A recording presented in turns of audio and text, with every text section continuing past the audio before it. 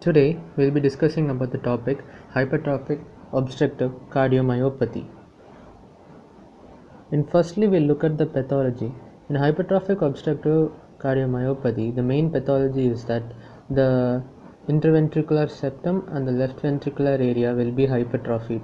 Because of this hypertrophy, there will be reduced space for left ventricular filling, and this reduced interventricular space will lead to reduced interventricular blood accumulation, thus reduce in end diastolic volume. Associated with this reduced end diastolic volume and the anterior septal leaflet of the mitral valve, the amount of blood ejecting into the aorta decreases. This movement of this anterior mitral leaflet is called as septal anterior movement. In short, we call it SAM. This thus reducing the output. This is called as Venturi effect. Etiology of hypertrophic obstructive cardiomyopathy is mainly familial, and it is inherited as an autosomal dominant condition. For the symptoms of HOCM, we have syncope. Why we get syncope is because when the amount of blood reducing from the left ventricle into the aorta, the blood reaching the brain decreases, thus we get syncope, and eventually we get dyspnea on exertion. Palpitations occur because when the left ventricular pressure increases because of the decreased output into aorta, the left atrial pressure also increases, eventually leading to arrhythmias. Sudden death occurs. In fact, HOCM is the most common cause for sudden death among athletes. Next, we have the signs that we get on examination of a HOCM patient.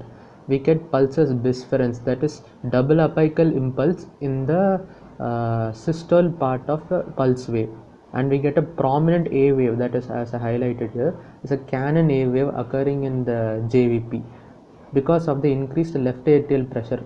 We also get a triple apical impulse.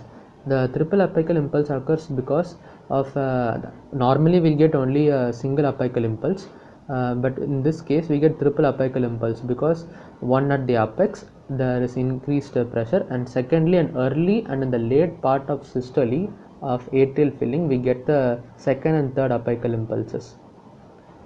Then we have a loud systolic murmur heard along the left sternal border. This systolic murmur can be used for dynamic auscultation. We can increase this systolic murmur when we are doing Valsalva's maneuver or when we are in an upright posture, and this murmur can be decreased on squatting. On investigations, when we do ECG for this patient, we'll have a left ventricular hypertrophy, as that is the main pathology in this HOCM. And by doing echo, we can find out that there is a left ventricular tract obstruction, how the SAM causes the obstruction, and by doing Doppler ultrasound we can see the actual movements and dynamic obstruction that's happening. How do we manage this condition medically? We start by using calcium channel blockers and beta blockers. What these beta blockers and calcium channel blockers do are they reduce the heart rate.